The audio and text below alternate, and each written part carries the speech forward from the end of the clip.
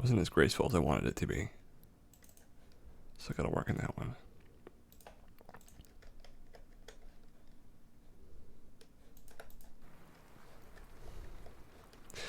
Well, folks, it is 7:30 CST on the 22nd of May, 2021. We barely made it in time for that one.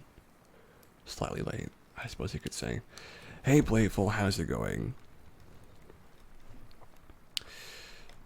Glad you could make it. I'm still writing up my alert, actually.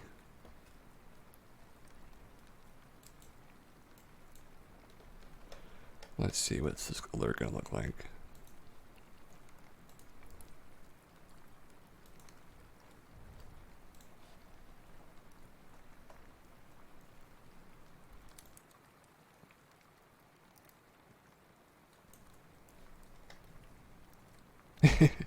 Yeah, I know, we came real close. Streaming live on Twitch. Come join me! Exclamation point.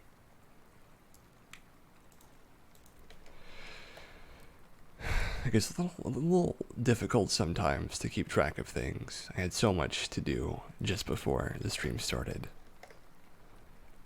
But we made it in time.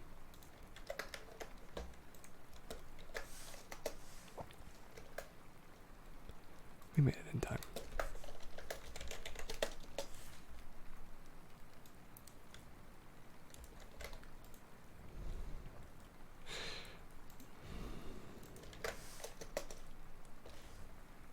Okay, good. All that is sorted. All that is sorted. Well, hello, everybody. At least you made it. Yeah, at least. And we did make it in time, so there's that. Welcome to our Saturday special of Cast Talks. Cast Talks is a show where we sit down for a little while and take it nice and easy. We have a chat. We do a little bit of good news reading, a little bit of animal videos, and generally we keep up a good vibe of relaxation and positivity. Cast Talks is unique in that it mostly involves me talking to you, you talking to me as much as you'd like to, of course, through chat, but really, I'm here for you. So if you need some company for about 2 hours, or if you just want to hear someone talking, you just want to relax in your bed, that's fine too. Today we're reading about alcohol made from CO2. Generally good news regarding the environment, and a couple of surprising news stories about saved lives. And then we'll be looking at some animal videos. I'm not sure what animal we're doing today. Playful, why don't you suggest me an animal and we'll look at some cute TikTok videos of it. Whatever you'd like. But for right now, we're going into a little bit of catch up on what's going on. And all this is coming up on tonight's episode of Cast Talks.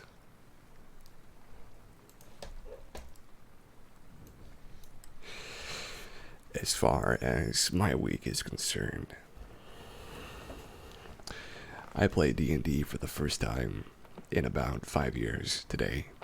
I nearly got my character killed just from not knowing how to play a barbarian. But if nothing else, I learned a little bit, and I know I have some room to grow before I understand any better. Have I done dogs at all? They're cute when little, of course. You mean puppies? No, we haven't done puppies in a while. Maybe ever. We could do some puppies. This can be done. If you want puppies, I mean, who am I to say you can't have them?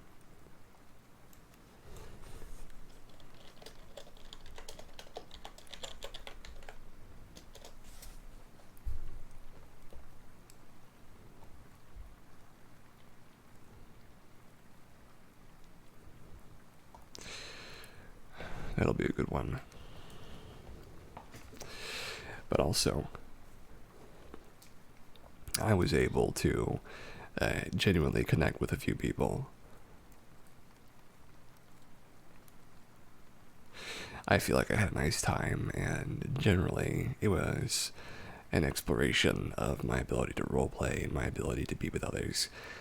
And I like that, I was really a big fan of it because there are so many times where I don't have that luxury to have somebody there with me to talk to and to roleplay with, and I got there for a while. You played D&D a while ago when then was let go from your campaign without warning. You kind of miss it. You enjoyed it. I enjoy it too. Even when I mess up, I still enjoy the actual role-playing element, though I feel a pang of pain whenever my character is hit by an attack. Do you mind if I ask what character you played as? What class and such?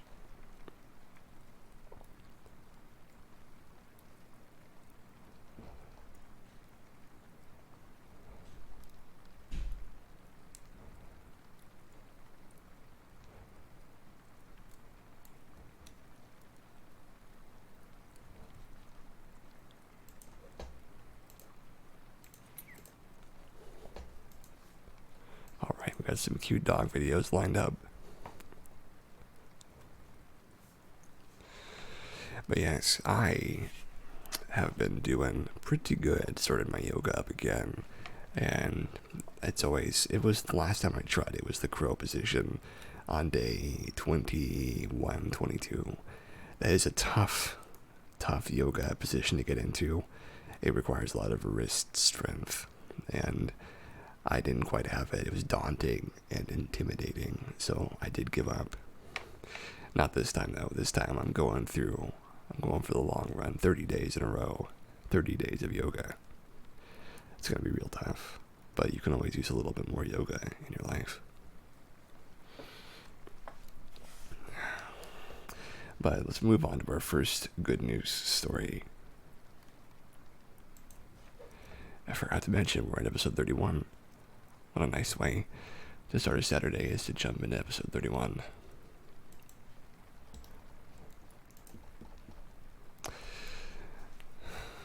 The area of forests regrown since 2000 covers the size of France, potentially absorbing a full year of U.S. emissions. The naturalist John Muir once said in regards to the passage of the law that protected Yosemite Valley that as a result, every pine tree will be waving his arms for joy. You played a gnome sorcerer. My brother played that too. He was a tiny gnome sorcerer called Warren Waitwocket. It was very cute. It's lovely to think how he'd remark on the news from WWF that the regeneration of natural forests around the world has covered an area the size of France, 59 million hectares, over the last 20 years. According to the various scientific conservation groups engaged in the project, the restored forest, which was tracked using satellite data, while only being as large as France, has the potential to absorb 5.9 gigatons of carbon dioxide, more than the annual emissions of the U.S. This map will be a valuable tool for conservationists, policymakers, and funders to better understand the multiple ways we can work to increase forest cover for the good of the planet, said John Lightspeak, Executive Director of Trillion Trees. The data show the enormous potential of natural habitats to recover when given the chance to do so. Marina is my name there. You still have the character, not the campaign though. Yeah. There's a character I used to play for a little while, and I like the name Marina. Marina sounds like Maria, but slightly classier maybe. It's kind of hard for me to tell, but I like it. I've played some characters in my day. Some of them more embarrassing than others, mind you. 1.2 million hectares of regrowth were seen in the forests along Mongolia's northern border, while Canada and the Central African Basin were also regrowth hotspots.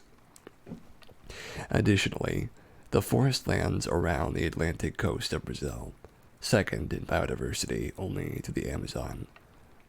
Marnia, stupid autocorrect. Oh, Marnia. I like Marnia too. Also classy. Saw an area the size of the Netherlands return back to trees since the year 2000. All the forests being tracked are natural, and the NGOs have included in their data both areas that have needed nothing more than to be left alone to regenerate, and stands of trees that have needed active assistance to grow back. They deliberately excluded commercial plantations from the project. The resulting satellite map, which was a joint effort between WWF, BirdLife International, and Wildlife Conservation Society, is described as an exploratory one, and the contributors behind it are calling for it to be reviewed and refined. Trees are a great and inexpensive way to withdraw CO2 from the atmosphere, one of the principal aims scientists have designated for mitigating the worst effects of climate change. That's one down.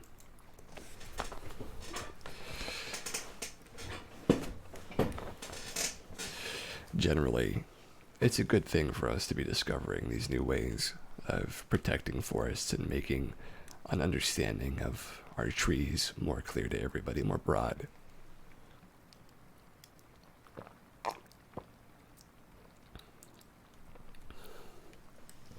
There's just so much misinformation still out there.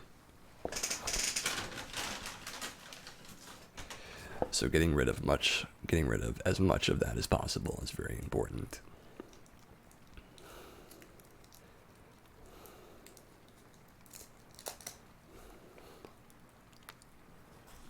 We have some news stories from last week that I'm not sure I'm going to get into. They're pretty short though.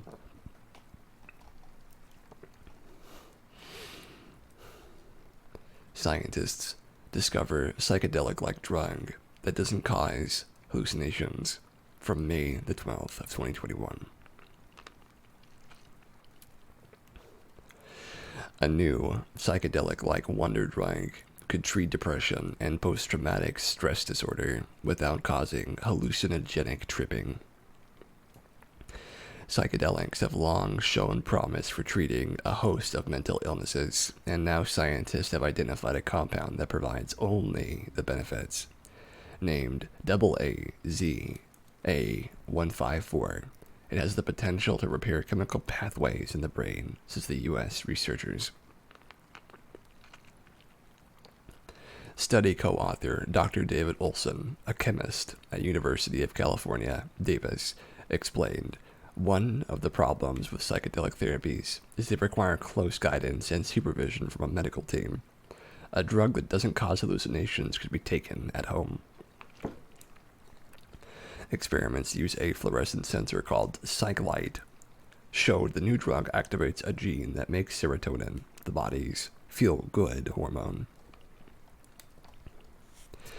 The most common antidepressants such as Prozac also work by triggering the serotonin 2A receptor. The study, published in Cell Journal, found there is no hallucinogenic impact of AAZA154, and therefore no nasty come down.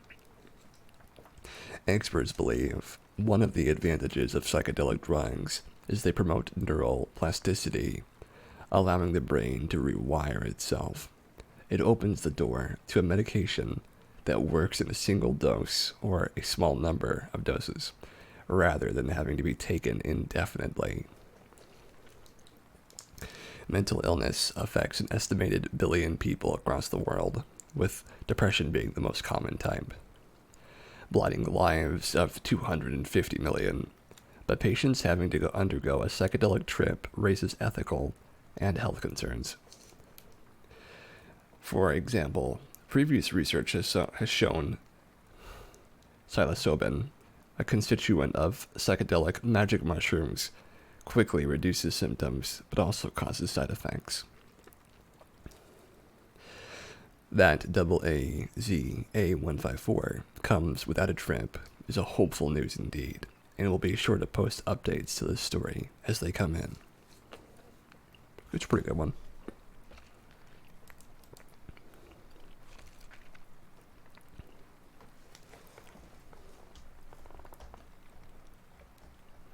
And we'll do one more just for right now. Hero jumps into Maryland Bay to save toddler's life after crash flings her car seat into the water. By Judy Cole from May the 12th. Jonathan Bauer is afraid of heights, but that didn't stop him from leaping off a bridge some 25 to 40 feet to the water below to save a little girl's life. On May the 2nd, Bauer and his teenage daughter Ava were running errands when they got caught in a serious 5-car pileup on Route 90's bridge over Maryland's Assawoman Bay. The accident sent 8 people to the hospital and left the pickup truck dangling precariously over the guardrail. After making sure Ava was okay, Bauer got out of his car to see if anyone needed help. As he headed toward the teetering truck, its passenger alerted him to a heart-wrenching sight. A toddler, ejected from the passenger side, was floating in the bay, her pink dress billowing in the waves. I looked over and I saw the car seat, some other items, and then about 6 feet away from the car seat, I saw a little girl. She was on her back, floating perfectly on her back, arms moving, legs kicking, Bauer said, as reported by WJLA. Scanning the water for nearby boats that might be able to help, Bauer found none close by. When he turned his attention back to the little girl, he saw she was in trouble. She had flipped over onto her stomach. Her face was in the water, he said. Bauer yelled to his daughter to pull over the first firefighter or paramedic she saw. Then he simply peeled off his shoes and jumped in, feet first. Surfacing without injury, he swam to the toddler, who appeared to be only semi-conscious, hefting the child over his shoulder. He patted her back until she started coughing and expelled the water from her system.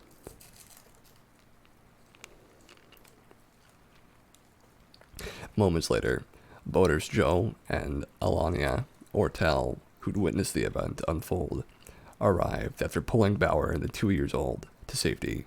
The Ortels rushed to the pair to the 66th Street ramp, where they were met by waiting paramedics. The little girl was airlifted to Johns Hopkins Children's Center in Baltimore for evaluation and treatment. She's since been released and is expected to make a full recovery. Bauer, overwhelmed by the experience, quietly slipped away without taking credit for his brave actions. Even after reports of the incident went public, he initially tried to keep his involvement quiet, preferring to remain an anonymous Good Samaritan. His community, however, was determined to show its appreciation. They got their wish. On May 7th, in a kitchen table press conference held at Ocean City's Fire Station 3, Bauer was reunited with Joe and Elena Ortel and a number of the first responders who were on the scene that day. Also in attendance, along with wife Wendy and daughter Ava, were City Council President, himself a volunteer firefighter, Matt James, and Ocean City Mayor Rick Meehan. During the event, an emotional Bauer recounted his experience of the fateful events. While he was heaped with praise and even awarded a plaque to commemorate his heroism, it was clear having saved a life was all that truly mattered. Jonathan's truly a humble hero, and that's what makes this even more special than it already was. Mayor Meehan said, including Ava and his acolytes as well. This is a day of thank yous. This was a really tragic incident, but the ending of the story is everyone is okay, and they're okay because of everyone in this room. Lovely.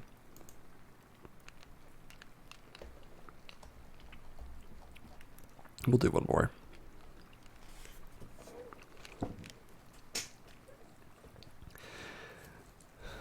pulling vodka from the air. This award-winning carbon-negative spirit comes from Captured CO2 by Andy Corbley from May the 11th. The potential for tapping into humanity's CO2 emissions as a cheap and free source of carbon and oxygen is on full display with Air Company, a startup that produces premium vodka from deposited atmospheric carbon. Air Company converts CO2 into ethanol in the same way that plants use photosynthesis. The ethanol, which was originally intended for other purposes, was of such high purity that they decided to make premium spirits instead. Their bespoke vodka, sold at $75 a bottle at high-end New York City bars before the pandemic began to shut things down, is now back after winning a World-Changing Idea award from Fast Company, who spoke to the founders about their invention.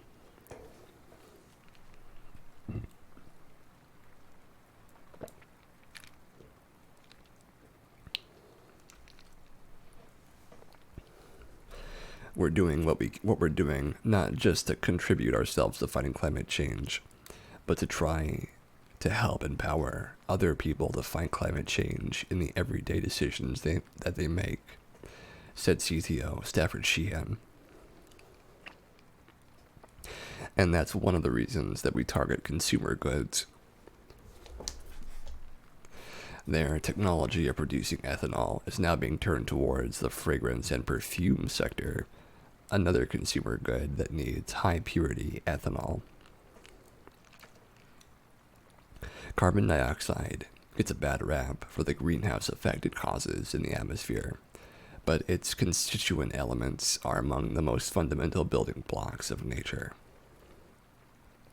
If harvested, anthropogenic emissions can be used with modern technology to create practically anything. Air Company tech, thanks to a partnership with NASA, is being used to capture CO2, convert it to ethanol, and then into glucose, a basic sugar molecule that can be used to produce food aboard spaceships, including lab-grown meat. These are the dreams of the alchemist's stone, the transmutation of one kind of matter into an entirely different kind. Only instead of gold, it's booze or lab meat. Lovely.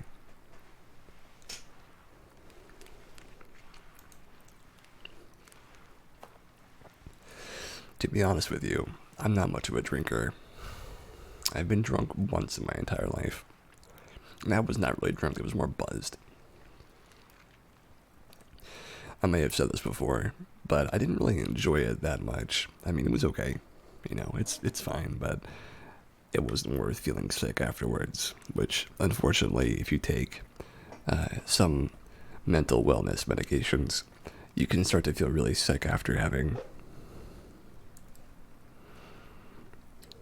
drunk, had enough alcohol, or too much, some say.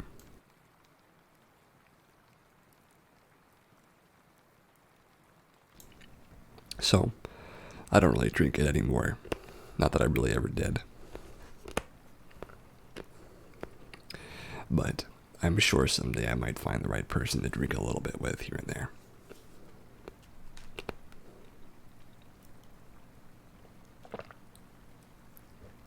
Other than that, I think I would like to maybe someday enjoy the taste of alcohol in some way. You know, maybe find some way to have a nice taste of it here and there, now and again. For the most part, though, I'm not really into it. You know, I just take a little bit here and there, but otherwise, no, not even a little here and there, not at all. Not at all. You don't drink, at least not till you're totally drunk. One or two is good for you. Honestly, I don't like the taste of alcohol in the slightest. It just tastes very gross to me, and it feels bad going down my throat. It's very poisonous to me, which explains why I don't drink it, I suppose. I'm totally. I'm not like the kind of person who wants to get crunked or something like that. I'm very interested in natural highs if I can get them. The natural high of rolling a 20 when making an attack roll, for instance, that's a high I'm interested in.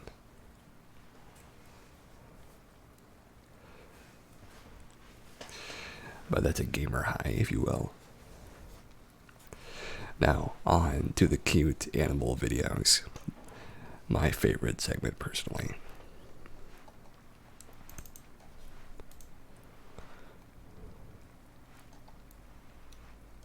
Let's see.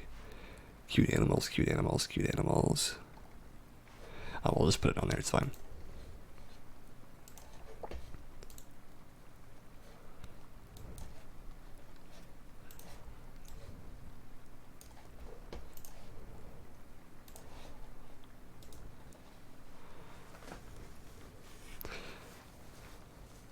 You have mudslides, those aren't completely alcohol. I've never liked the idea of a milkshake with alcohol in it. It just sounds very gross and muddy to me. Mudslide, it's not my favorite name either. Oh, little tiny puppies. They're just beans of fur. Just little tiny beans.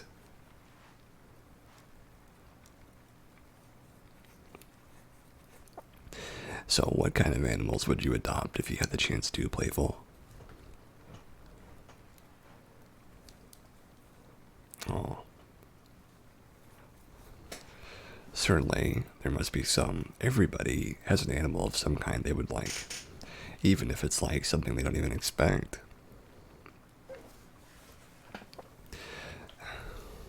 I've always thought that lizards were kind of cool, though they're a bit scaly for me, a bit cold.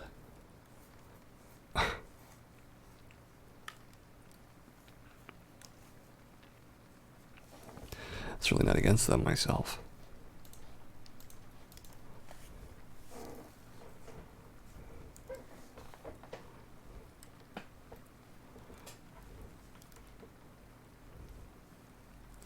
I think that it's only milk and alcohol mixed. Actually, not bad at all. I didn't know it was only milk. I've mostly heard of chocolate milkshakes is what they use it for. Mudslide. What a name. But yeah. I definitely want an animal that has a stupid smile like that. I love stupid smiles. They're the best.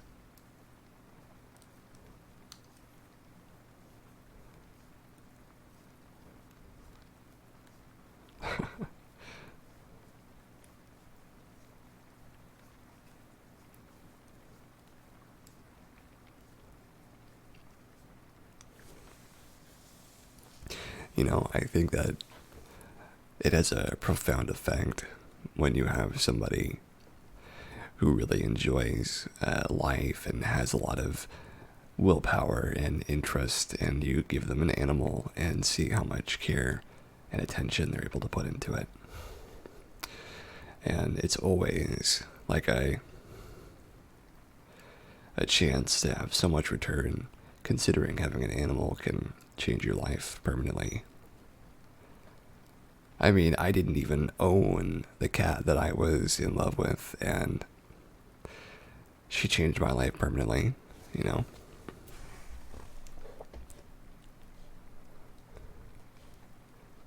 So I don't know what to say, really.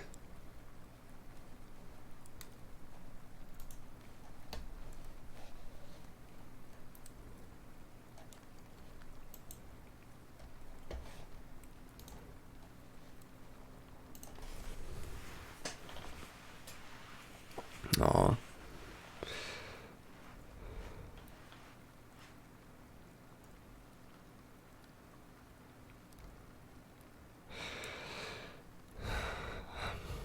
I do like the idea of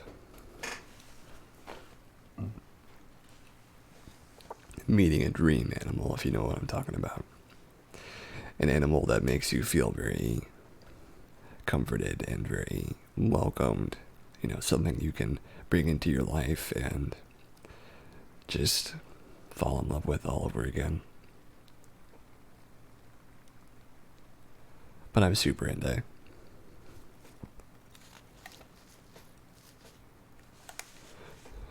I'm super into caring for things. For the longest time, neglect was a huge part of my life.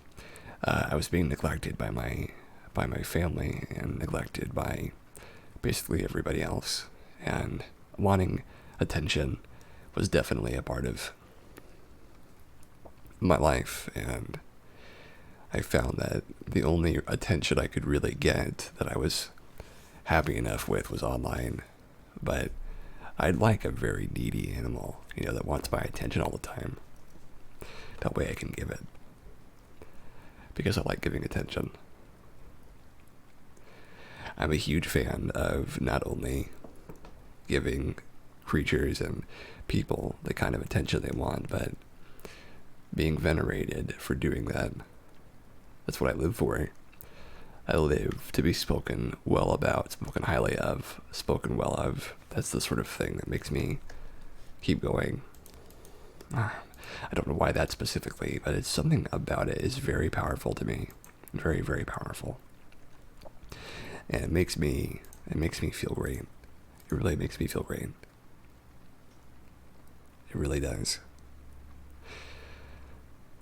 And I can only hope that in my lifetime, I'm going to be able to have that feeling again and again. Being a good fur father certainly would help me feel more venerated, though. I do love that feeling of being loved by something else, adored and all that. Maybe that means I am actually cut out for this whole Twitch thing, because it does seem to make me happy when other people show up and express how helpful all this has been. It makes me also think that a lot of the pieces of my personality that involve a business like this,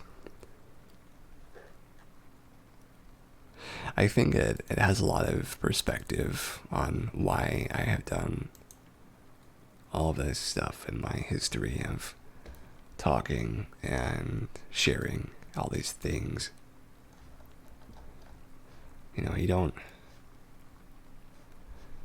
just do this. Neglected animals isn't good. All animals deserve our love and attention. I agree. I'm just so happy when I'm around happy animals. It makes me giddy. It makes me feel a special kind of devotion and loyalty.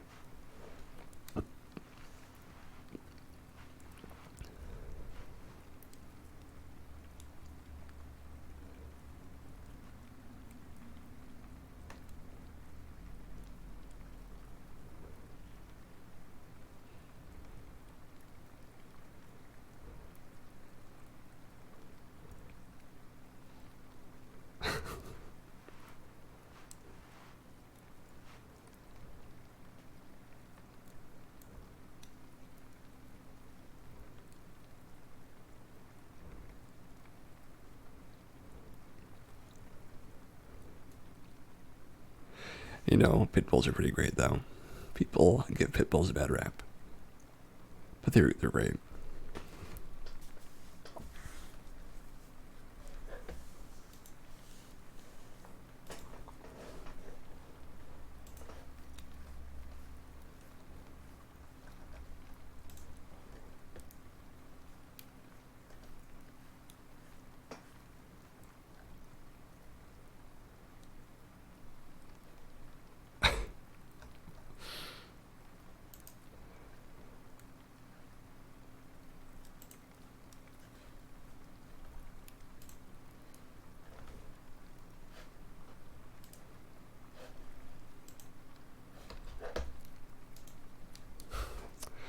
My videos are acting up today. Oh well. But yes, it's super important to have a creature in your life that you can look to.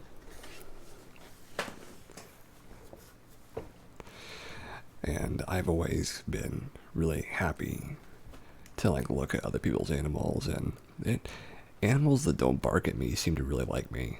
I don't know why some of them bark at me so much. I think they want my attention, and then they're so far away that they can't get it, and I think it upsets them in some way, you know?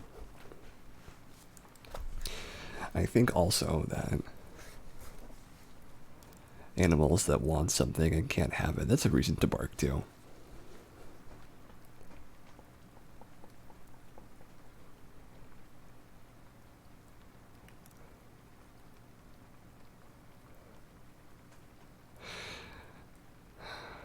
You know, if I was a dog, I wonder what kind of dog I would be.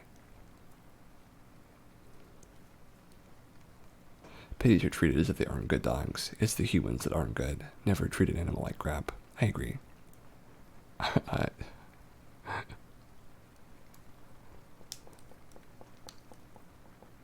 Oh, dog on a Roomba. It's a strong Roomba.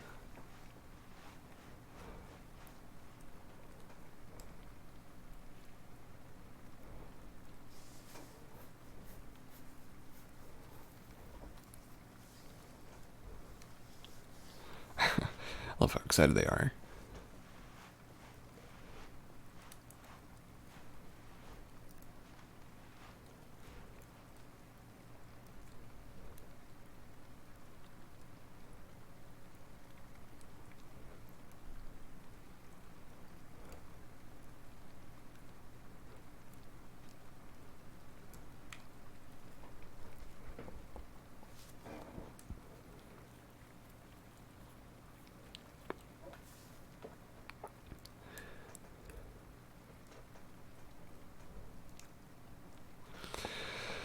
I've always felt like there's a great special connection between having an animal in your arms and feeling like life has meaning and purpose. And not just purpose, but splendor and emotion and real feeling to it.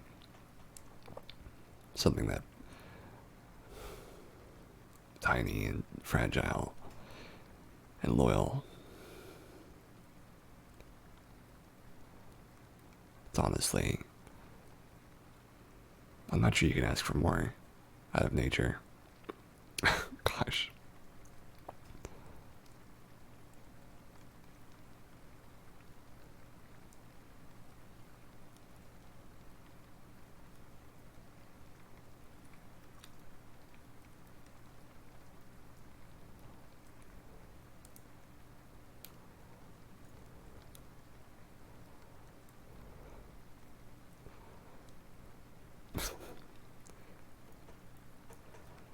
I need a good camera though, so I can take pictures and videos of a dog. That's what I need. I need like tons of good pictures and photos. Tons of cute animal videos and pictures. That way I can post them onto the Discord.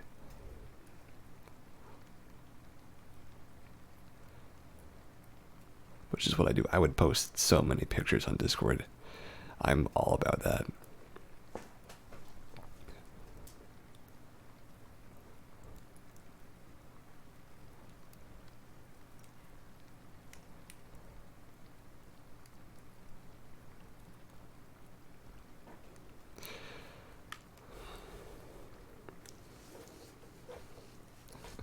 I wonder if you could train a team of dogs to play soccer against each other. That'd be nice. Dog soccer. I'd like that a lot. I wonder if Ella will show up.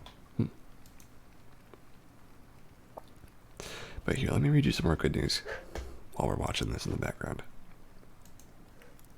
Just a little bit of good news.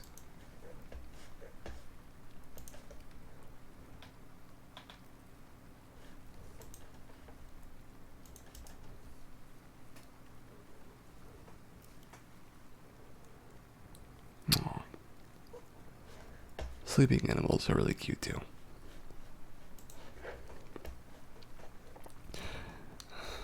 How long is this one? Oh, this one's really short.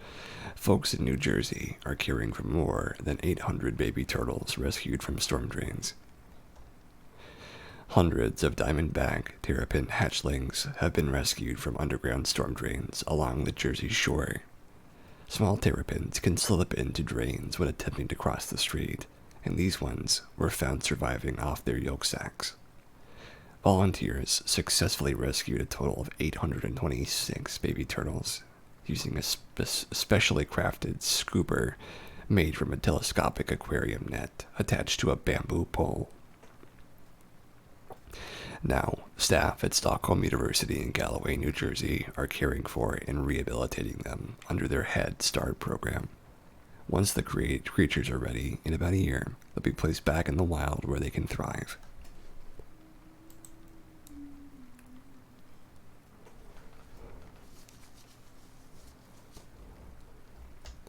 These ones are pretty short. I like the short ones myself. Oh, speaking of Discord, I see you're in Jeremy's group there. I am in Jeremy's group. I'm in Jeremy's Discord, and I talk to Jeremy just about every day. Speaking of which, I need to check the message that I got from Jeremy. I forgot to message them back. Unless I did, I don't remember doing it.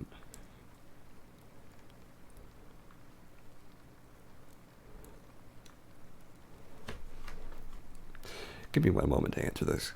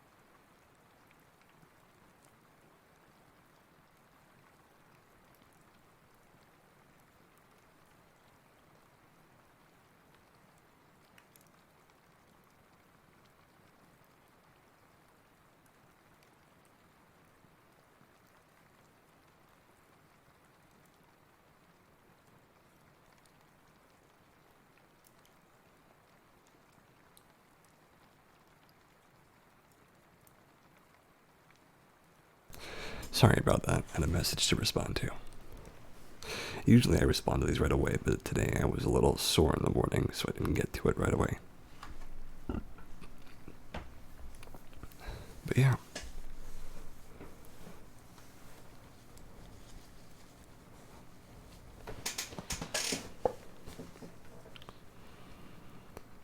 Yeah, I like Jeremy a lot. I respond to his messages every day, and I try to give him some hope that things are going to get better, though he's having a really, really tough time right now. And I worry about his I worry about his health, but I'm sure he worries about it too.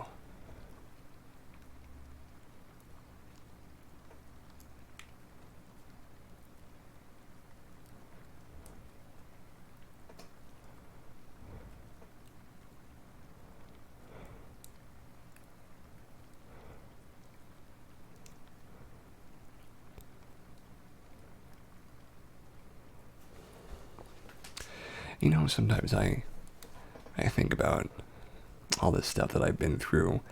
I think about definitely what I want from the future and what I want things to turn into for me.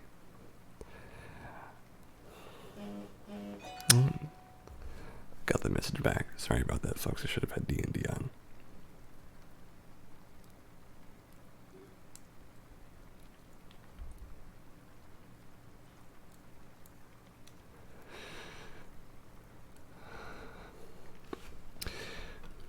But yeah, Jeremy is one of the mentors, or excuse me, a mentor that's currently on break from the SOS group on Second Life. And he and the rest of his world have been running a group about dissociative identity disorder for a long, long time. Watch your language there, Playful. No cursing on this stream. But yeah,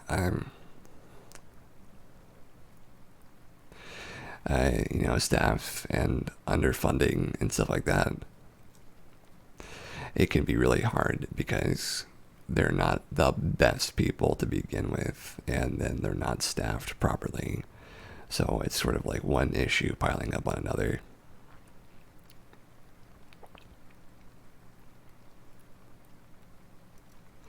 And then the issues kind of just keep coming and coming and coming, and you have to worry about them.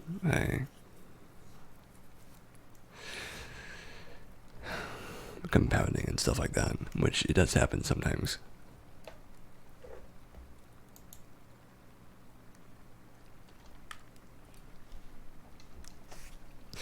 And sometimes you get that unfortunate thing where people just have a bad day all at once, and it kind of gets out of hand.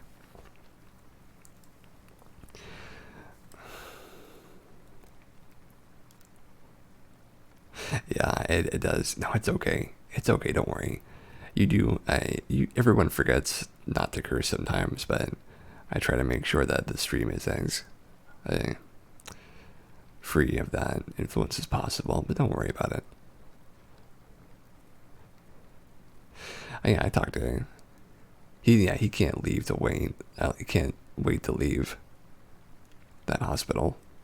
He is looking forward to it, and I hope he gets to leave soon because he's been delayed a lot already. I've never had to heal from something like that, though, from having that kind of surgery, so it's a lot.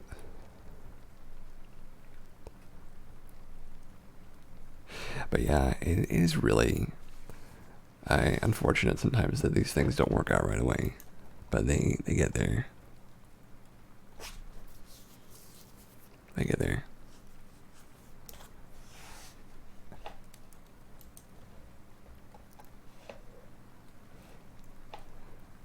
It is sad, I know. But you'll get out. Oh my gosh. But yes, there is certainly something great about these animal videos. I hope Jeremy's watching plenty of animal videos. Nursing home, excuse me. Okay, that's not appropriate for this. It's not appropriate for this. That was really inappropriate. Going back to the other thing now.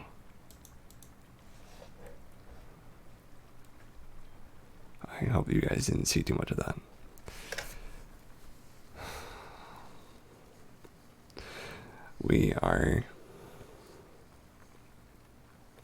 Usually I don't have to worry about stuff like that from animal videos, but every now and again, you find something a little weird.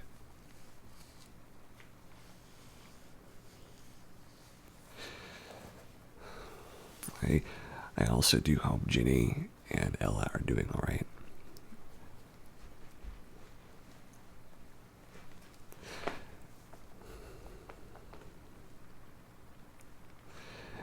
For a lot of my life, there's been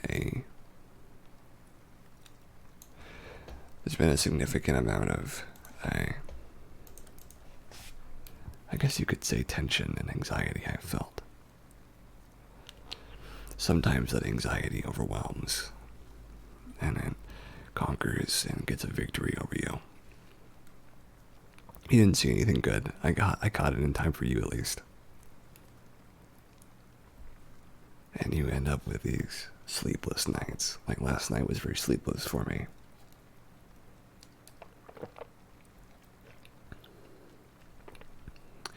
Where dreams manifest in strange ways. And it's nobody's fault that a dream can be one way or another. But you know, my dreams are very exhausting. Very, very exhausting.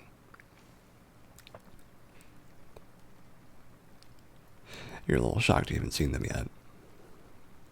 I'd like it if they showed up, but I understand they might be busy. I've said this before, but I would love a machine of some kind that could record your dreams and play them back to you. That would be fantastic. It's not good that they're busy. Well, you know, they're busy girls. I'm glad that they're both doing their own thing, but I can only hope that they're alright.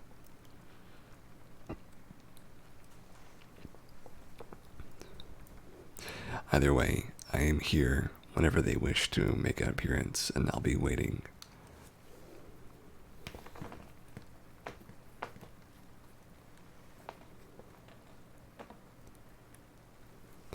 And you know what? I'm very happy to think about when they do show up, because they always make my day a little better. They really do.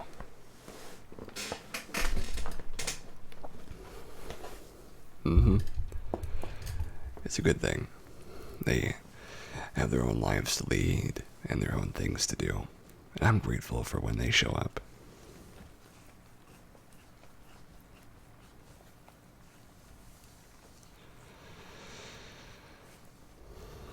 And I do wonder if dreams mean anything special. They probably don't, from what everyone tells me, but I wonder if dreams are somehow a gateway to some kind of extrasensory input or something, maybe even paranatural. I don't know much about the paranatural world, assuming it exists at all, which I don't really get into on this show. I think, though, that if dreams are special in some crazy way, I'd like to know that. That'd be something I'd be interested in learning in my lifetime if possible. Alright, folks, we're coming into our break at the halfway point. What we do is we like to make sure we're hydrated and that we stand up at the halfway point and go take a little walkabout to get refreshed, use the bathroom, grab a new snack, or just to sit and think for a little while.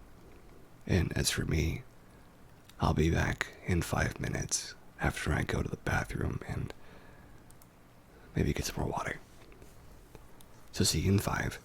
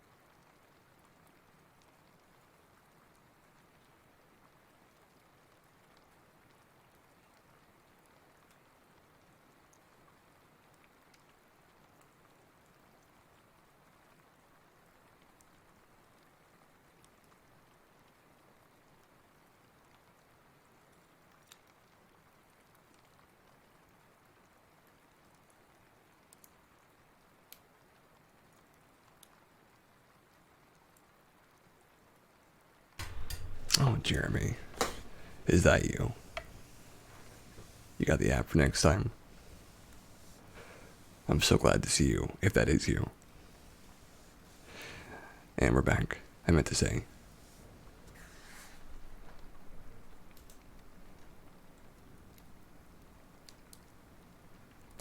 Well, come on in. I hope that you're doing a little bit better right now than you have been recently. And I hope that you feel very welcome in chat.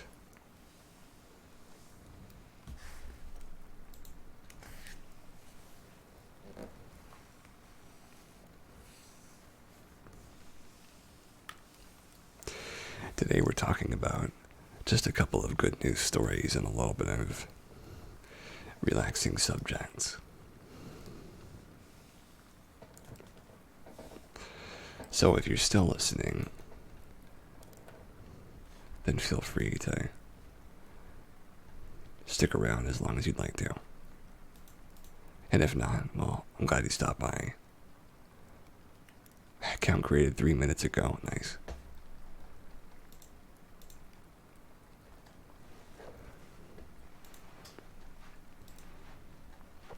Very nice.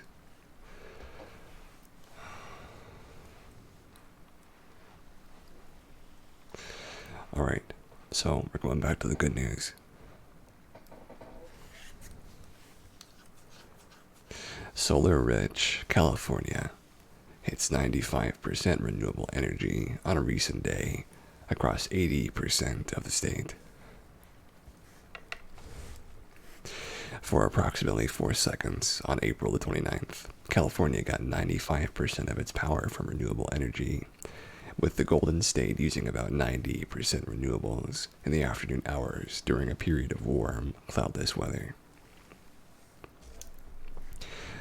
Well, caveats, such as not including Sacramento. Oh, okay. Now you got me. Well, welcome. You're more than welcome to get me if you'd like.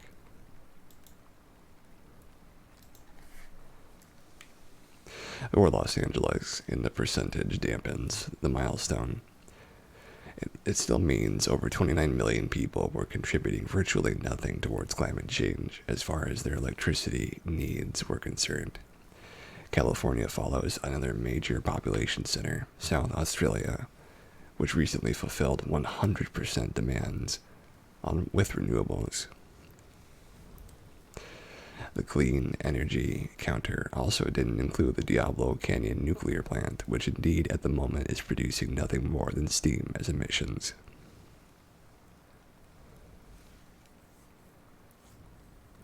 Yes, I was AFK during my little break. And thank you for explaining that, Playful.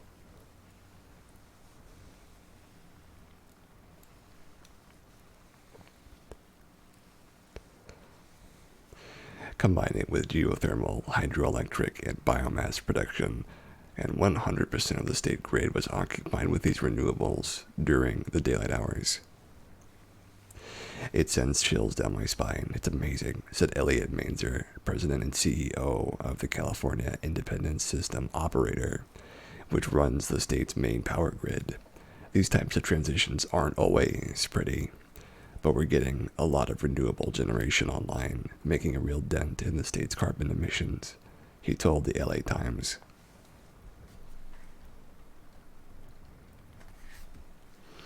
Mainzer recently urged the state to construct another 10,000 megawatts of renewables, an equivalent to 1/8 of the entire state baseload power, in order to cover the gaps in the grid that led to rolling blackouts last year. Covering gaps in renewables input is important for 2 reasons. The first is that electricity is the only resource that must be consumed as soon as it's produced. That means estimations of demand more or less must always be perfect. The second is that whereby fossil fuels are by themselves a form of storage, renewables most often have no form of storage, and the electricity they generate goes into the grid immediately upon production.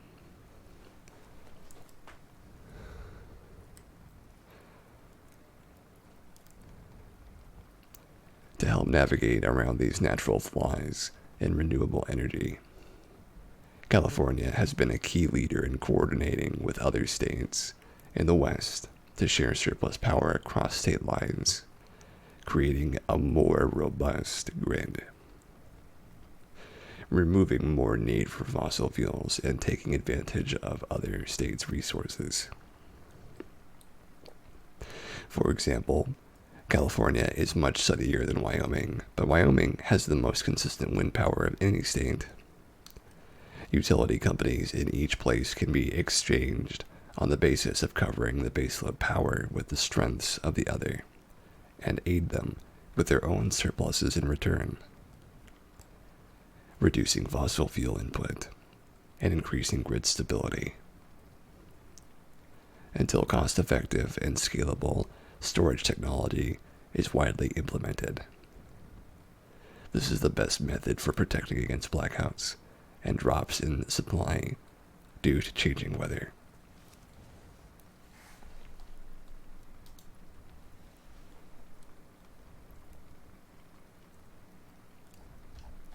Ooh, we're about to look at batteries.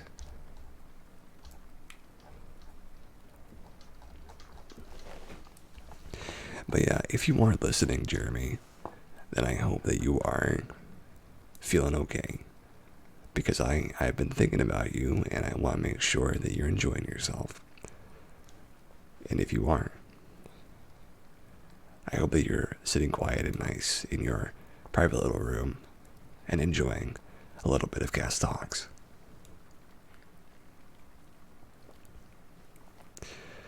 Long-lasting solid-state lithium battery from Harvard may solve a 40-year problem.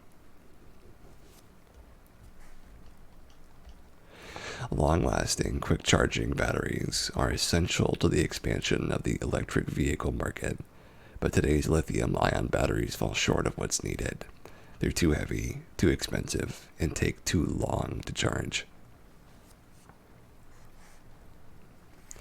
For decades, well, right now you're getting some decaf and listening. Well, lovely.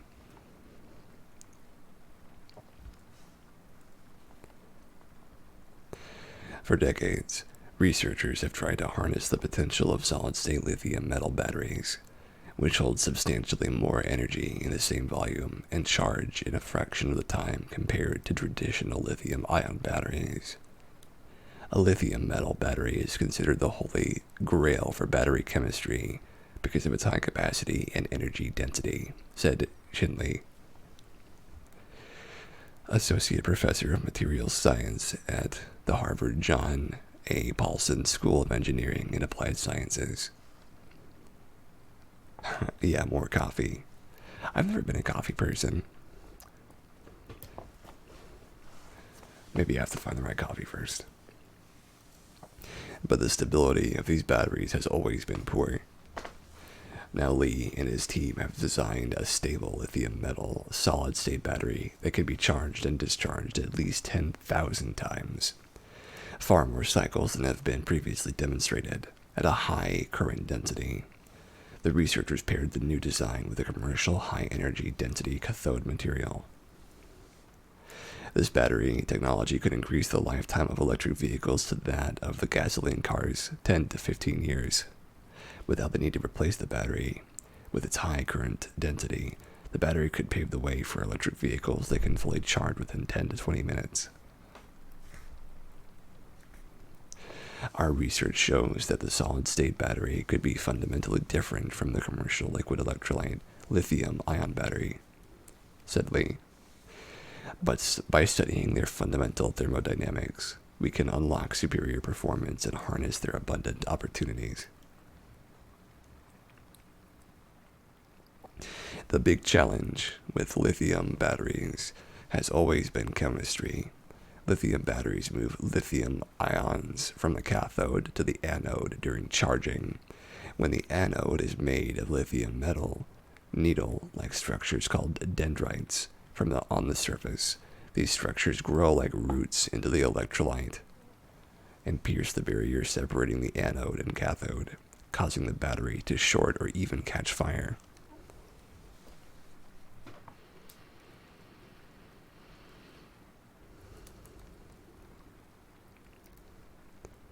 To overcome this challenge, Lee and his team designed a multi-layer battery that sandwiches different materials of varying stabilities between the anode and cathode. This multi-layer, multi-material battery prevents the penetration of lithium dendrites, not by stopping them altogether, but rather by controlling and containing them.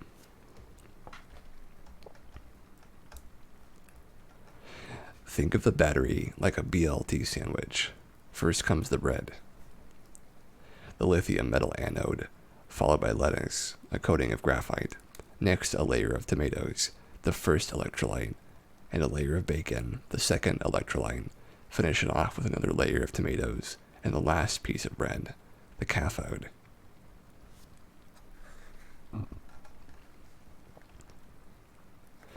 The first electrolyte, chemical named LiF.5PS4.5Cl1.5 or LPSCI, is more stable with lithium but prone to dendrite penetration.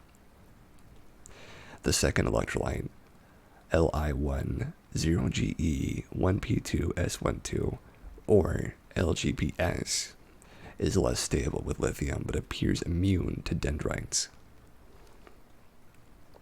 In this design, dendrites are allowed to grow through the graphite and first electrolyte, but are stopped when they reach the second. In other words, the dendrites grow through the lettuce and tomato, but stop at the bacon. This is silly. The bacon barrier stops the dendrites from pushing through and shorting the battery. Our strategy of incorporating instability in order to stabilize the battery feels counterintuitive, but just like an anchor can guide and control a screw going into a wall, so too can our multi-layer design guide and control the growth of dendrites, said Luhan Yi, co-author of the paper and graduate student at SEAS. The difference is that our anchor quickly becomes too tight for the dendrite to drill through, so the dendrite growth is stopped, Lee added. The battery is also self-healing. Its chemistry allows it to backfill holes created by the dendrites. This proof of concept design shows that lithium metal solid-state batteries could be competitive with commercial lithium-ion batteries, said Lee, and the flexibility and versatility of our multi-layer design makes it potentially compatible with mass production procedures in the battery industry. Scaling it up with the commercial battery won't be easy, and there are still some practical challenges, but we believe they will be overcome. Now you know who she is. Yeah, Playful's been hanging out here a bunch. Sorry, my chair's really loud today. I don't know why. I guess I'm making it loud. That's my bad. The research was published in Nature and supported by Dean's Competitive Fund for Promising Scholarships at Harvard University and Harvard Data Science Initiative Competitive Research Fund. Well, yes, you do make noise, or yes, you do know who you are. I'm not sure what you're talking about. Is the noise of my chair too loud? Let me know, because I can always edit it out in post.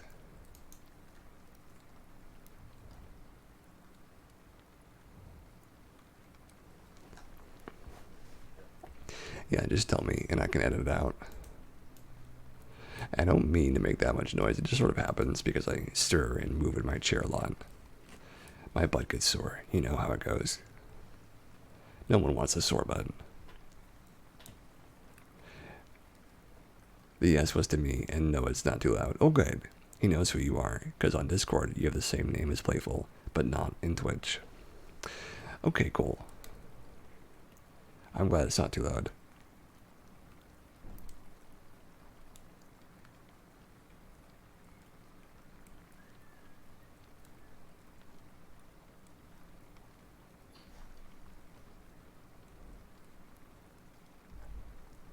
Let me find some good puppy videos.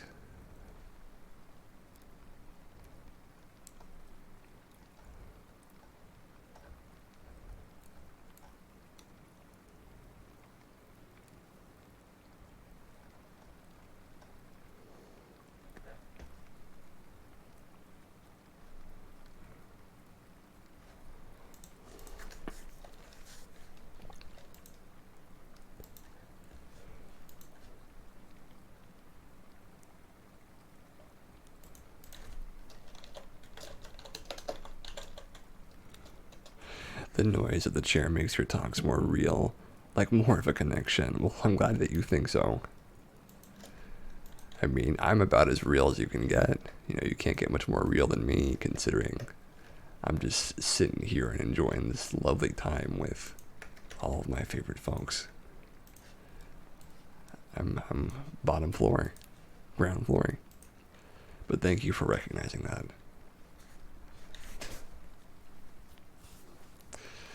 It feels good that you said that. And I do like the idea of people having a connection with the chair. You know, maybe one day we'll have a chair emote. You can put the chair emote in chat, and then if you hear a noise, you can post it. That'd be nice.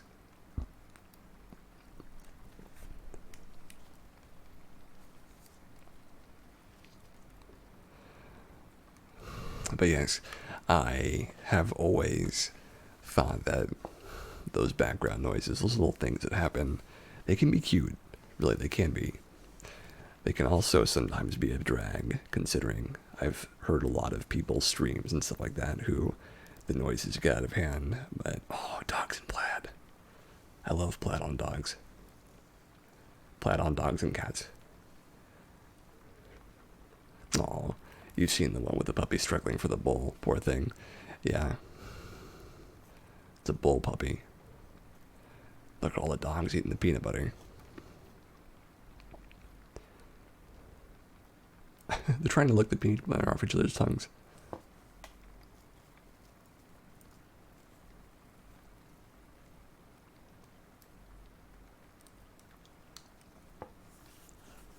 Lovely. I would be very happy to have I've said this before, to have an animal fall asleep on me. Ooh, animals in the snow. Snow dogs.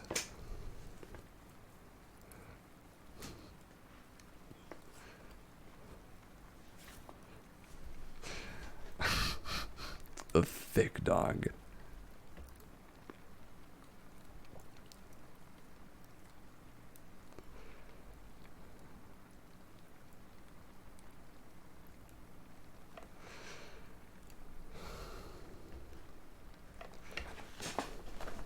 I generally like the idea of people falling asleep on me.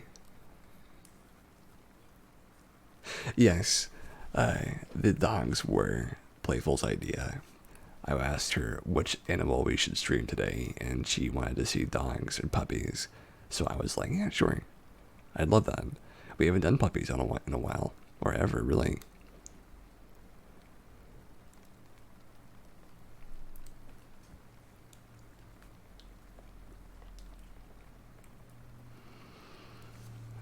Plus, I do love me a good dog. Aww. Aww. Is Rissy watching? Rissy doesn't usually show up for these for some reason. I've invited her a few times, but she's never seemed to be fond of them.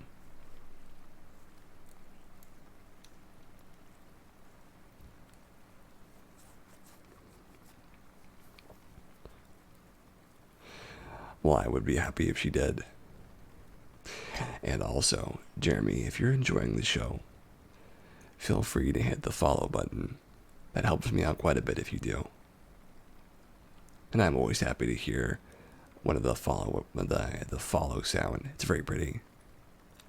Lazy mutt. Yeah. Now that's a lazy dog. That's a lazy dog. Yes, but doggy, yes.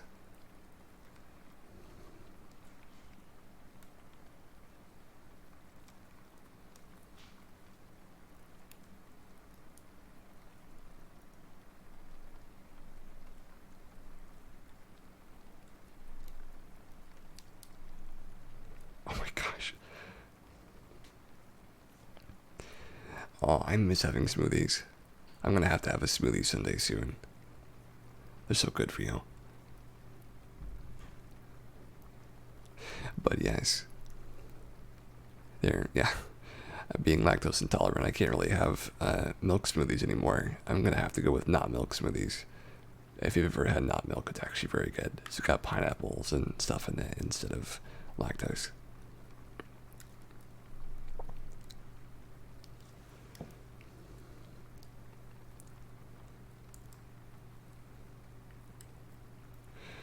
Aw.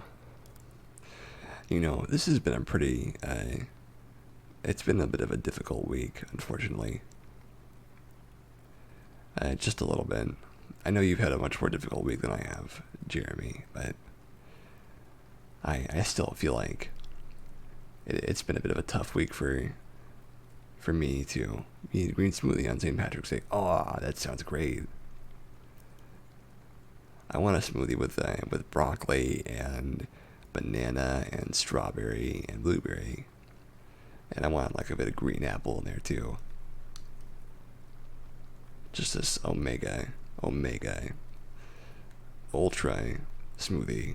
That's what I want. How lazy can you be? No, but I was saying, I know you've been having a hard one, Jeremy, so I hope that you will enjoy yourself. Dog's trying to get food.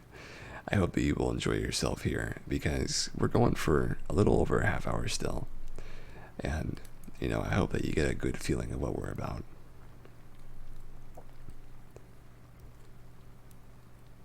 Just having you here breathe some life into the stream. So thank you for that.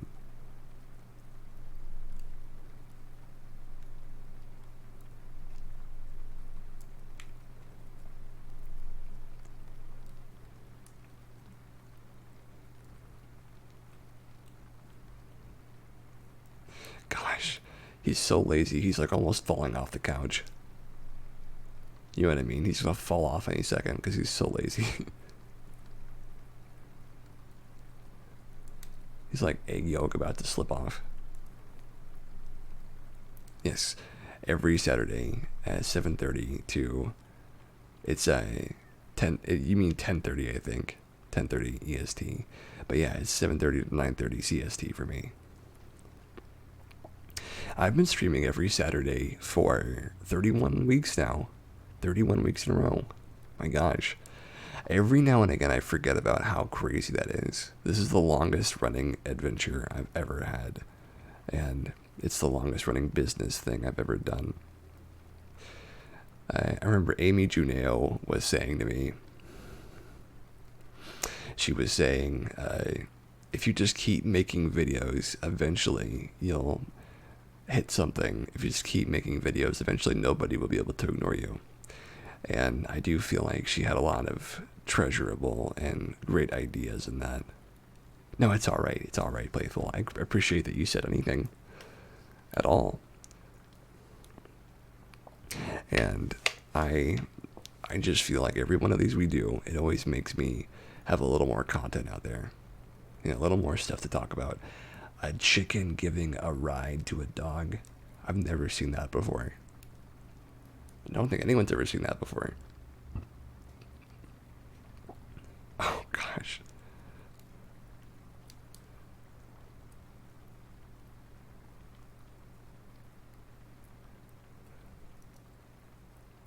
God, what a fluffy little animal.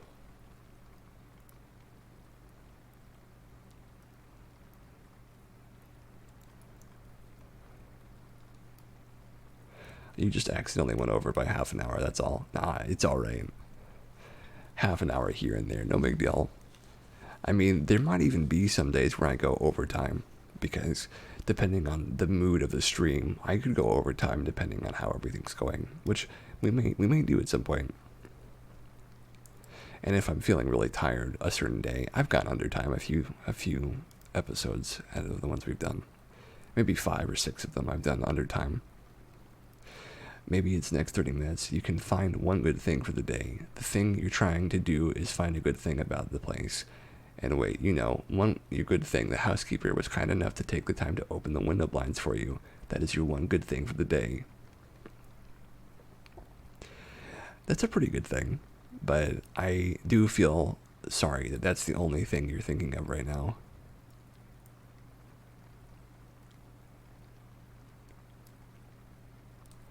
And yeah, I do take like a quarter episode sometimes. or a 75%, a 3/4 episode, whatever you want to call it. You know, I take time, and sometimes I take time off early.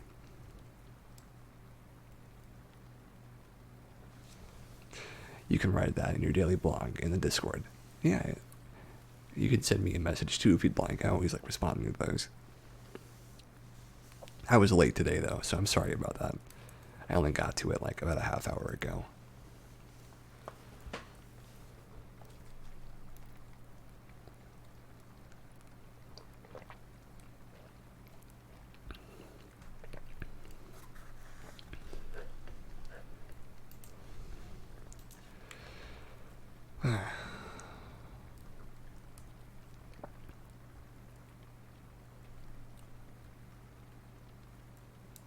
We'll do one more.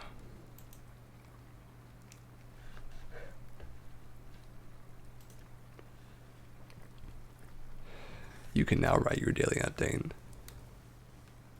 Because you said something.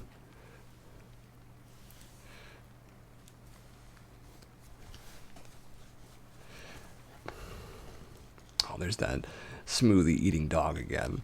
Always eating the smoothies, making such a mess of itself. I bet dogs love smoothies though. He looks like he's enjoying himself at least. You know, I like it really like...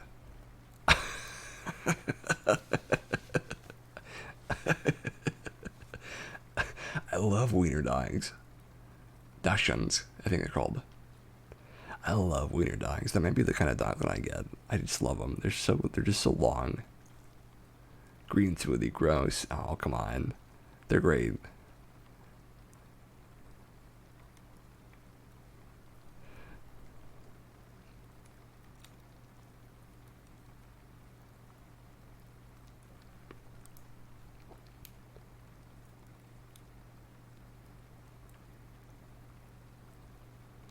I can follow these really well usually. The cup trick. Yeah, she can smell where the tree is. She doesn't need to know anything, she can smell it.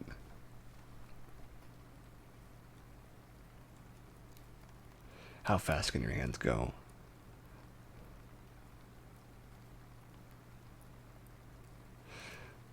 The cup game is always a classic one though.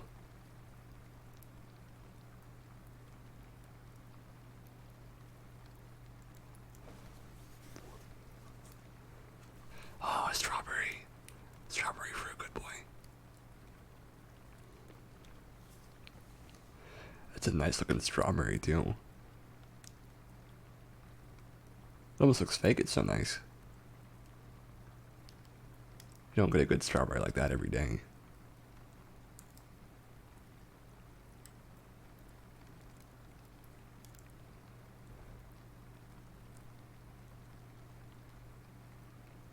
Oh my gosh. The dog tricks are pretty great.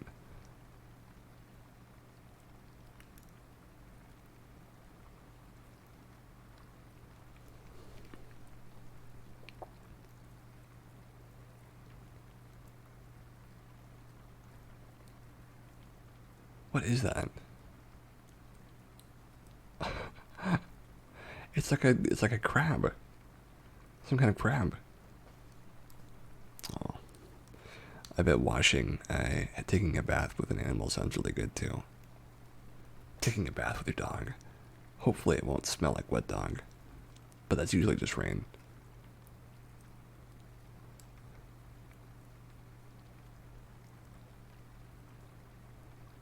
You know, I've never been to a Chinese festival. Like a New Year's festival. That's a thick boy. My gosh, that's a thick boy. Yeah, I love the dragons, so they're pretty scary sometimes how big they are and how long they are. Chinese dragons are pretty cool, though I do like the medieval, Western, and European dragons too. They're all their own thing, you know. I'm looking forward to next Saturday already when I get to play D&D again.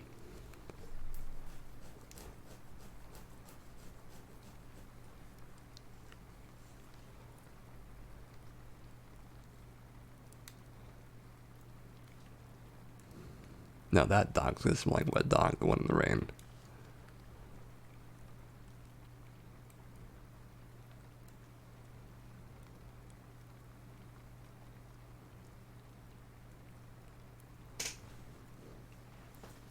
Oh,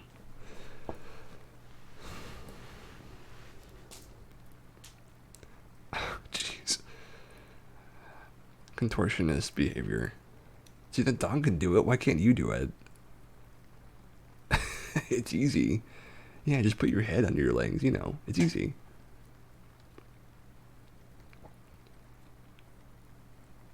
Okay, time for some more good news.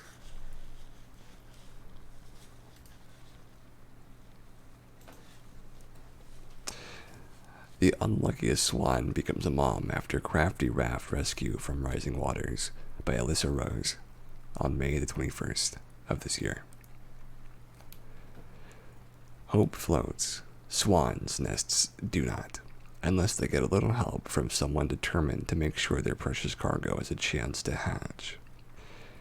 Rob Adamson, who lives and works at Jones Boatyard in St. Ives, England, has been a long-time spectator to the world's unluckiest swans' efforts to become parents. For a decade, he looked on sadly as the poor bird's eggs fell prey to poaching foxes and rising waters. This year, as the great ouse began to flood, he knew he couldn't stand by and let another clutch perish on his watch. You're not supposed to interfere, but it had to go to the point where they were all going to die.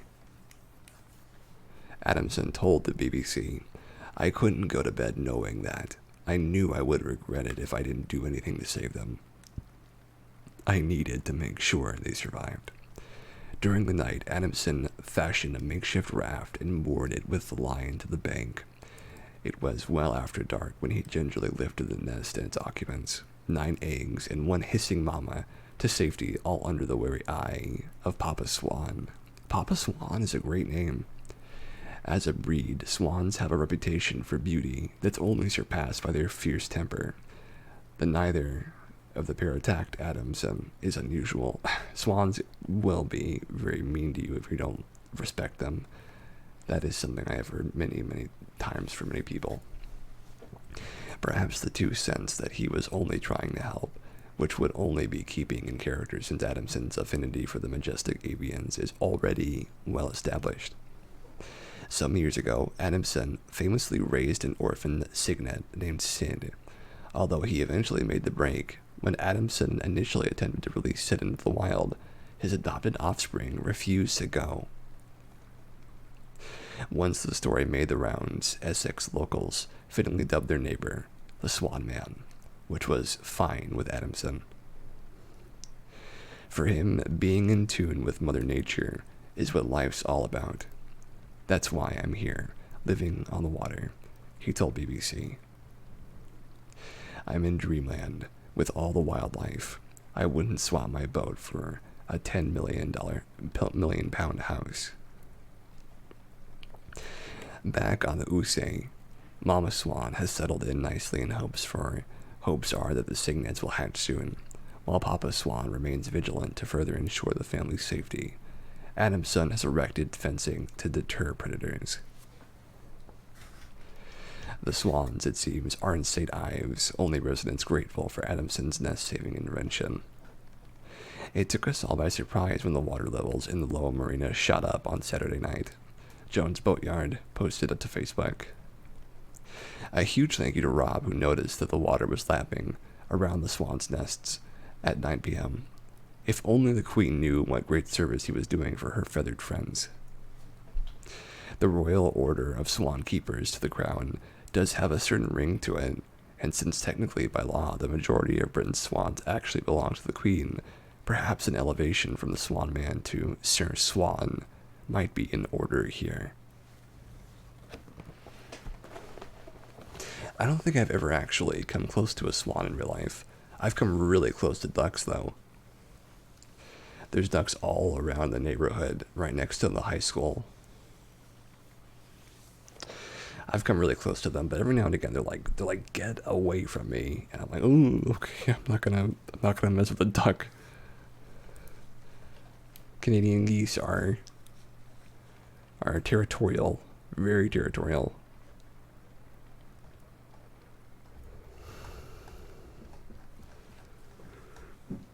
And I won't be the man who fought with a duck for no reason.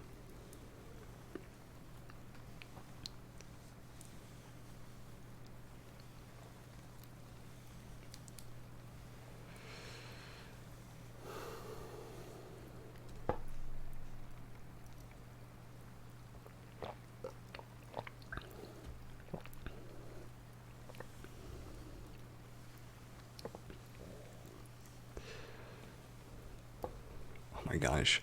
The dog could turn off the lights and close the door and get under the covers. That's lovely. Oh, the dog wash. You put your dog through the car wash and it gets washed. The dog wash. I've always thought that just walking through a car wash would be really fun. It wouldn't be though, right? It would be really abrasive and stuff, but I've always wanted to just naked walk into a car wash and just get all washed up. I can imagine it though. It's probably really not as good as it sounds.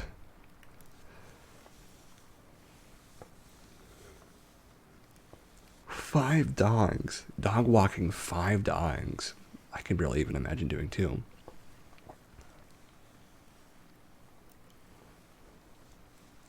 Aw.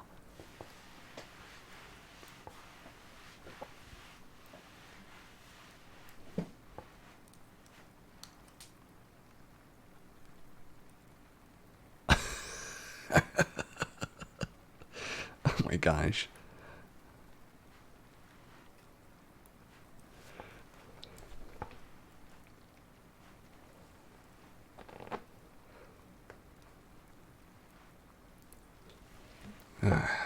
But yeah, I'm a huge fan of animal stories. Animal stories are great.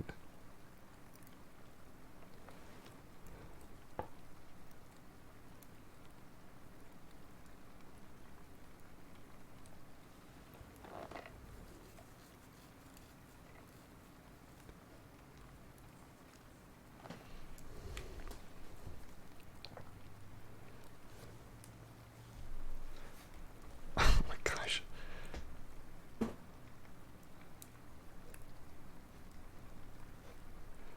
Alright, that's enough animal videos for now.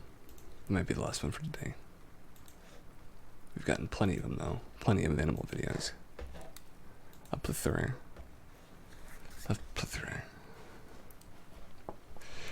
Well, I hope that this is brightening up your day a little bit, Jeremy. I really do. And I'm really glad that you've stopped by for sure.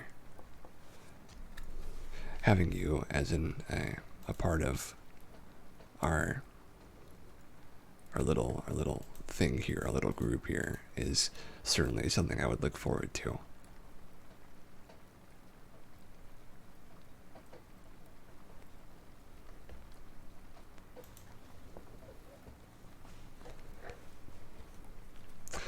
Also, hello to everybody lurking who's not in chat right now. I see you, and you know who you are, especially you. I won't name you, but you know who you are.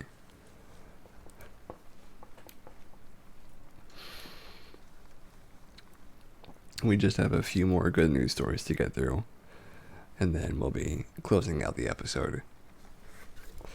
So here's a good one. Scientists develop personalized anti-cancer vaccine that works in mice by Good News Network from May the 21st. So this is just yesterday's news.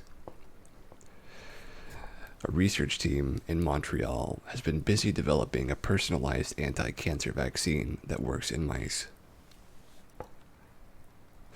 It was good to see you in here, Jeremy, and glad that you got to join tonight as well. Oh, well, good. Very good. We're still going for about another 20 minutes. Just about. At the University of Montreal Hospital Research Center, Mayor Claude Bourges Daniel and a team of scientists modify viruses to make them specific to the cells of a tumor. Once in the patient's body, these viruses, called oncolytic viruses, infect and specifically destroy the cancer cells without touching the healthy cells. These viruses can even stimulate the immune system so that it is better armed to recognize and kill malignant cells. This is what's known as immunotherapy. In a study published in Nature, the researchers show how they came to create an effective personalized vaccine combining oncolytic viruses with a small synthetic molecules, peptides, specific to the targeted cancer. Here, Bourges Daniel explains her team's approach and findings. For a vaccine to induce an immune response, it has to contain elements that stimulate the cells of the immune system, the famous white blood cells. These elements, called adjuvants, are ingredients in all vaccines. They allow the human body to perceive potential danger and contain the threat by sending its army of immune cells. Our approach consists of using oncolytic viruses to stimulate this immune response and direct it towards the cancer. To succeed, we create a vaccine by mixing viruses with synthetic peptides, antigens, that resemble the targeted cancer.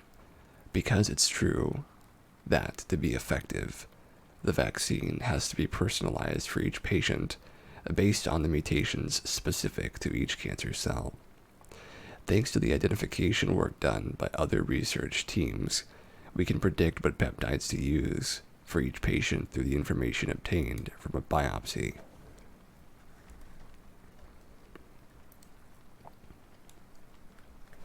The advantage of our approach is that the oncolytic viruses themselves have the power to kill the cancer. We can thus attack this cancer from two fronts: kill it directly with the virus and induce an immune response, thanks not only to the virus but to the vaccine as well. On our mice, we were able to show the efficacy of the resulting immunization.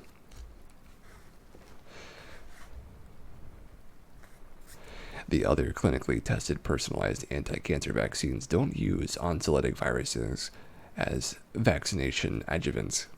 Therefore, their adjuvant doesn't have direct anti-cancer effects, whereas, in our case, our viruses can destroy the cancer.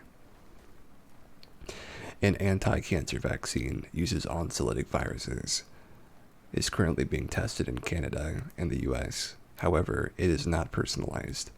Instead, it targets certain specific cancers that have an antigen in common. By targeting this antigen, the vaccine induces an immune response. In this case, the oncolytic viruses have to be genetically modified to allow for the insertion of the antigen into the genome of the viruses. This is a very different from our approach. We can target all cancers without genetic modification, a little like putting together Lego. It's a matter of mixing synthetic peptides resembling the cancer with the chosen virus. It will be a lot easier to implement in a clinical setting. The main challenge is to identify the mutations that we want to vaccinate against, because a cancer is unique in its tens of hundreds of mutations, but only a few of them, once targeted, will have the therapeutic effect and allow us to eliminate it. The identification of these mutations is the key step that still has to be optimized. Fortunately, many groups are working in this area. Lovely.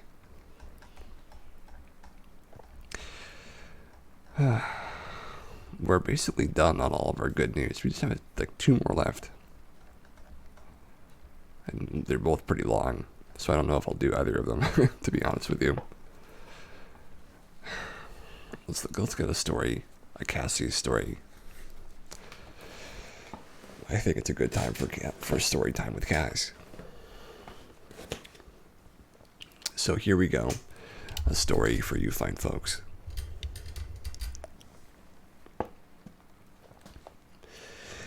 When Cass was a very young lad, maybe about the age the age of, let's say 7. 7's good. He was venturing around trying to find new things to entertain him.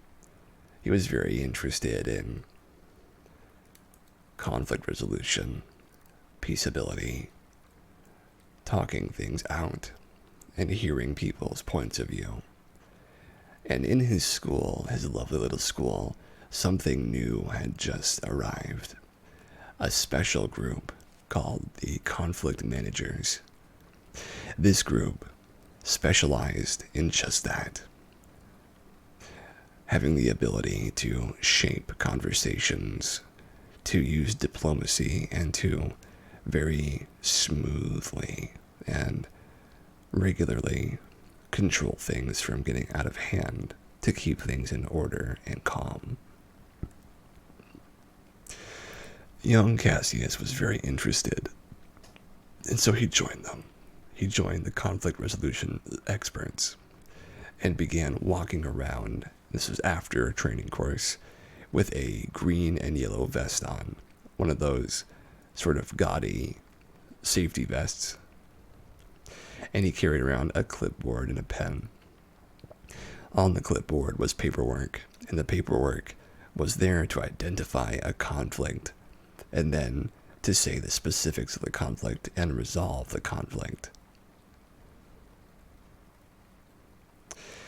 And he did resolve a few of them. He resolved the case of boy versus girl, the case of the missing dodgeball, and what's the other one? I might be making this one up.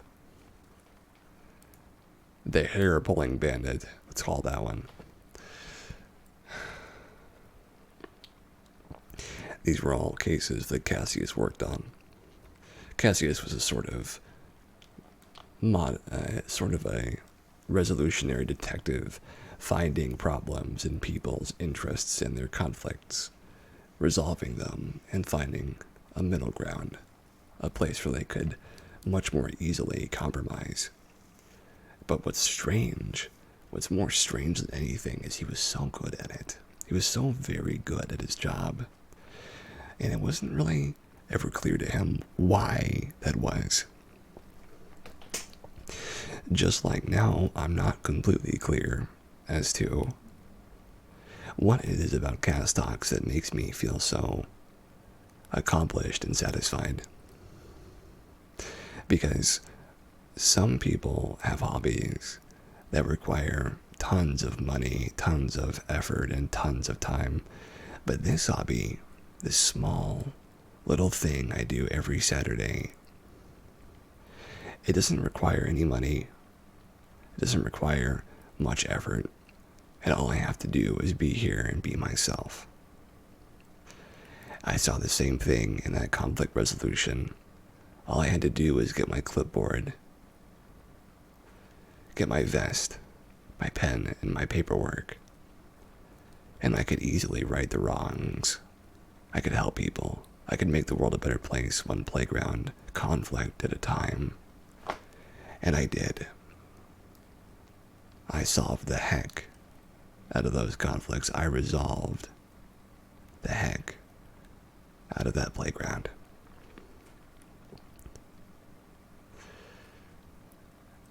I hope that you enjoyed that story, and maybe I'll share more stories about my conflict resolution days in the future.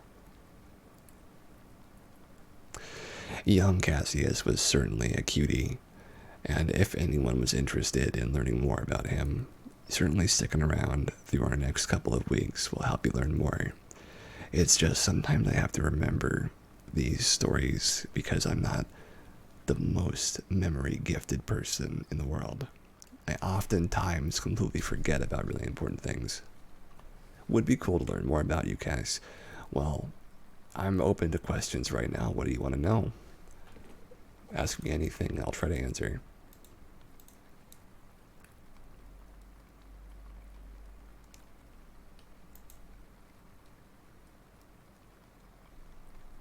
I'm open to all questions.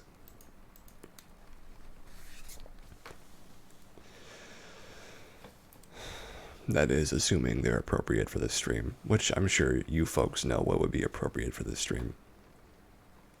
I was asked about 20 streams ago, maybe more than that, what my favorite anime was, and I'll answer that again now. It is Kaguya-sama Love is War. The best anime of all time, in my opinion. Well, not the best of all time, but very good. Very, very good.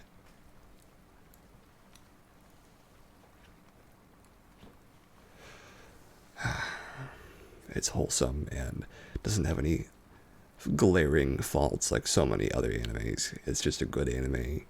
It's just a satisfying and really enjoyable thing to watch without any legitimate like problematic parts. You don't really have a question tonight, but I'll try and think of some in the future. Please do. I really like answering questions. In fact, I think answering questions is one of my favorite things to do.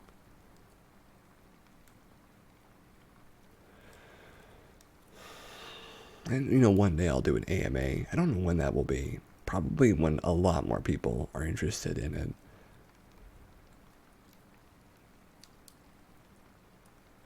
But that'd be fun to have a bunch of people ask me questions. And one day, we might even open up a Cassius Mishima subreddit. I don't know when that would be, though.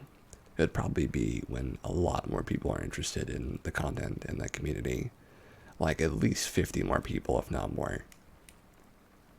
Nice, yeah, it would be nice. We're not quite there yet, though. We have to bide our time and keep on going. That's the real ticket here, is the staying power, the consistency, which is what we've got. I'd say 31 weeks in a row is pretty consistent. That's just me, though. If that's not consistent, then I don't know what consistency is. That's what I'll say.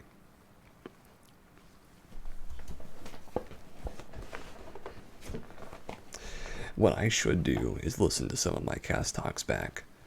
I never do, though, because I'm always so I'm always like, oh, I've heard them. I went through them. I did them. I don't need to listen to them again, but I should. I should listen to one while I'm in the bath tomorrow morning. Pretty darn good, really. I think so, too. It's pretty darn good. It's the longest thing I've ever stuck with. Cassius, you should talk to somebody about covering Relay Weekend on your show. I'd love to. If you have someone I can get in contact with, I'm more than happy to do that. You're asking now who is season lead. It would be a dream of mine to cover the snail race. I would love to be part of the snail race. Yeah, maybe like a commentator or to cast it. That would be fantastic. I would love it. I would watch somebody streaming the snail race through their point of view, and I would cast with them. That'd be great. Assuming the snail race even happens anymore. For those of you who don't know, Relay for Life, at one point, I don't know if they still do, at one point was doing the Second Life snail race, which is a race through one of the highways in Second Life, going all the way from one end of mainland to the other. And they race for, I believe, charity towards cancer and other forms of really debilitating physical impairments. And they're fantastic. The snail race is one of my favorite events that Relay for Life does.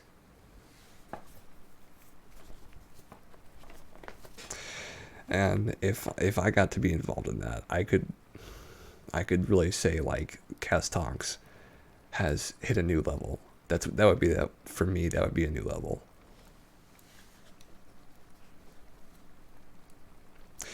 But thank you as always, Jeremy, for your assistance in any regard.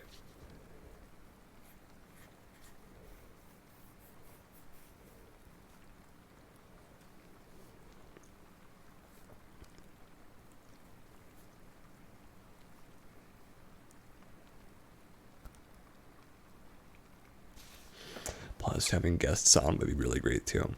I've never had a guest on Cast Talks before, and I'm just considering who it should be. But if somebody wants to come on and talk about Relay for Life, I'm more than happy to have them.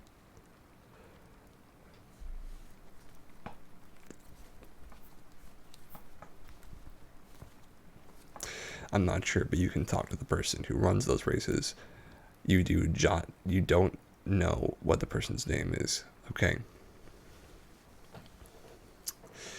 Either way, I'm happy to help.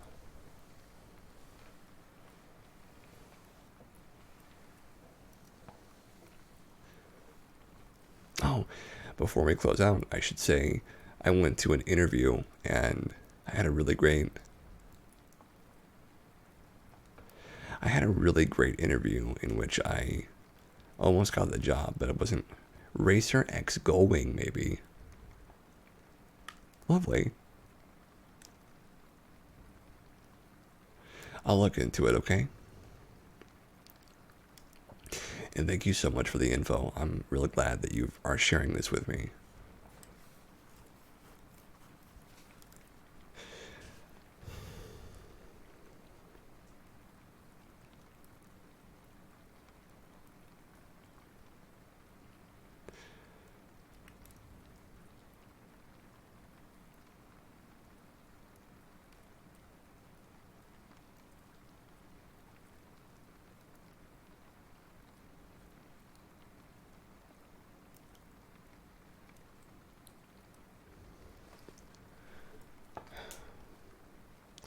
Well, this has been a very eventful Cast Talks. So much stuff going on.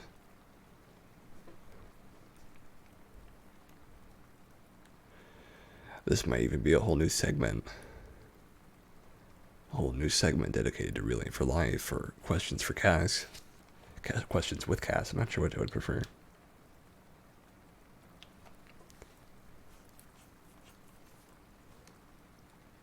Then I can have a bar. You'll let me know in Discord as soon as possible as someone answers. Thank you very much, Jeremy. I would love that.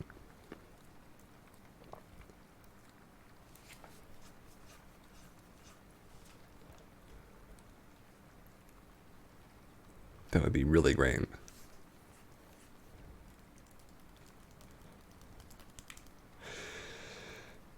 Well, everybody, we've come to the end of our time. As I always say at the end of these episodes, thank you so much to everybody who has been so grateful, I've been so grateful to all of you who have been active in chat, who have been talking with me and spending some time of your life here with us all together. So let me thank you again. You guys make this stream worth it. You make me so much more thrilled and excited about coming back, and I'm so glad you joined us, Jeremy. You're always a thrill. Yeah, don't forget your daily update too, Jeremy. So thank you to Destrada01, who is Jeremy. Thank you to Music Freak, who is playful. And thank you to everybody else who has been so helpful to show up here and spend just a little bit of time with us here on this Saturday night. As always, I have been your host, Cassius. Didn't paste it to the server. I have been your host, Cassius. And I hope that we can show up and see you next week. I hope that you can enjoy your week ahead of you. And I hope that you have a lovely night, that you get to sleep well, that it's nice and quiet. And as always, that you stay safe and take care. I'll see you next time. Good night, everybody.